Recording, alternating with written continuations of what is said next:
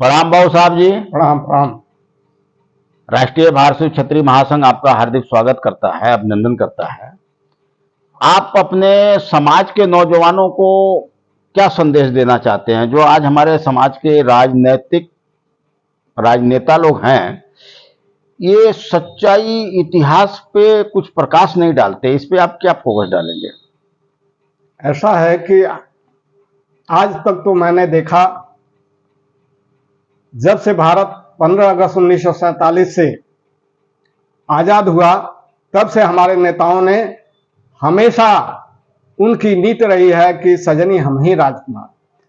वो हमेशा धन के लोभ में, पद के लोभ में इस समाज के गरिमा और गौरव, ऐतिहासिक और पौराणिक सांस्कृतिक सभ्यता को मिट्टी में मिलाने का काम किए हैं।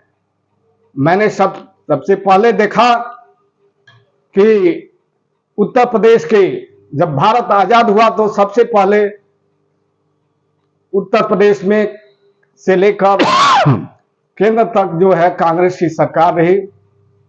लेकिन सबसे पहले हमने देखा कि संजयानंद जी जब मुख्यमंत्री उत्तर प्रदेश के प्रथम हुए, तो सबसे पहले हमारे समाज के जो जिस गौरवमयी इतिहास था भारत का, जिसको कि हमारे भारतीय क्षत्रिय राजा दियोदास जी ने बनारस नगरी को सनातन सत्य सनातन की धर्म की नगरी जो विश्व प्रसिद्ध है, तो बनारस को मां गंगा की गोद में बसाए हैं।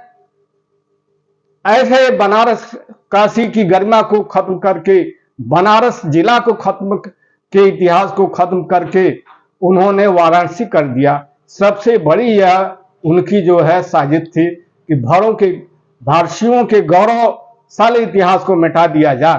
तो पहला तो यह कांग्रेसियों ने हमारे समाज के भारतीय सर्वश्रेष्ठ क्षत्रियों के इतिहास को मिटाने का काम किया।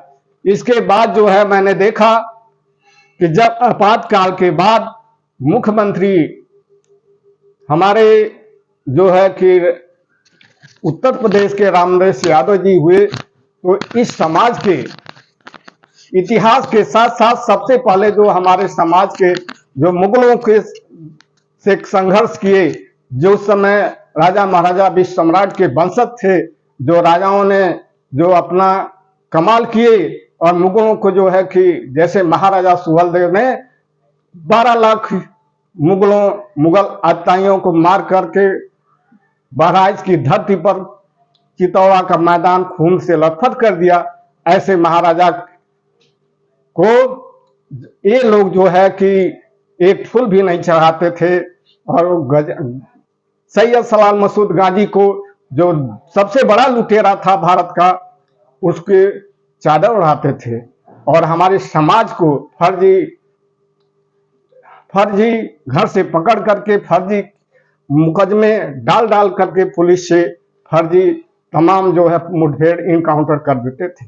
और इसके बाद जो हमने देखा कि जब सपा बसपा की सरकार आई, तो हमारे समाज के नेता, उसमें जो है राष्ट्रीय अध्यक्ष भी सुखदेव राजभर जी हुए और हमारे कैबिनेट मंत्री रामचल जी हुए, जिन्होंने कि इतना अंधाधुंध समाज के ऐतिहासिक वैभव और गरिमा को मिटाने का काम किए, साथ साथ अपने लोग के निजी स्वार्थ में इस समाज के गौरवशाली इतिहास को भी मिटाना शुरू कर दी।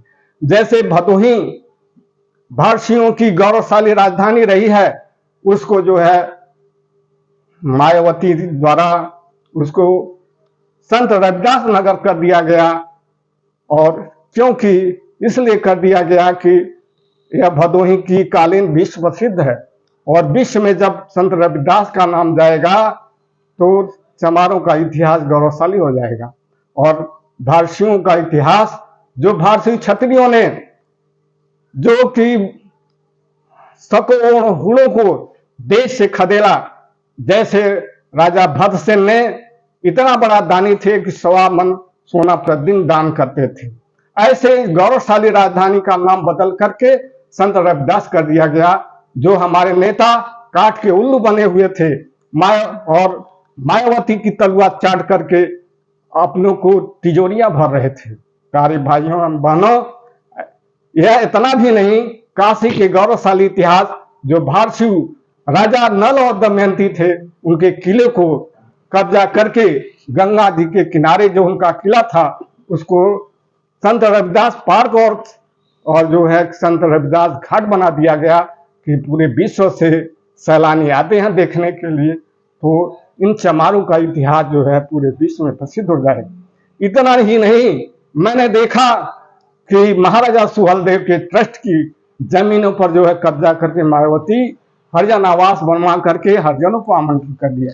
और इतना ही नहीं देखा, मैंने महाराजा सुहेलदेव आजमगढ़ का किला देखा जो खंडहर रूप में था, कोट हो गया था, उसको जो है कब्जा करके डॉक्टर अंबेडकर की मूर्ति लगवा दिया। प्यारे भाइयों, इतना ही नहीं, और आप देखेंगे इतिहास 4 बार मुख्यमंत्री रही हैं और इतना इनकाउंटर किया और इतना इस समाज को फर्जी मुकदमे में लाद लाद करके मार मार के हाथ गोड़ तोड़ करके जेलों में ये जो बंद कर दिया फर्जी जाता था। मुकदमा लगाया गया, तो क्या इसका प्रमाण है आपके पास? बिल्कुल एकदम एकदम हमारे सामने इनकाउंटर किए।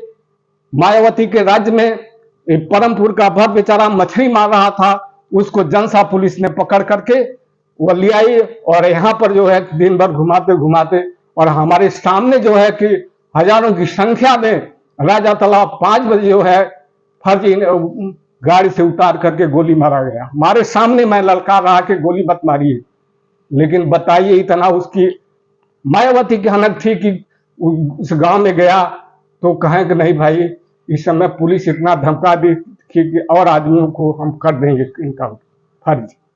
चलिए, बड़ी अच्छी बात है बाबू साहब, और फिर अगले एपिसोड में मिलेंगे। प्रणाम। प्रणाम प्रणाम।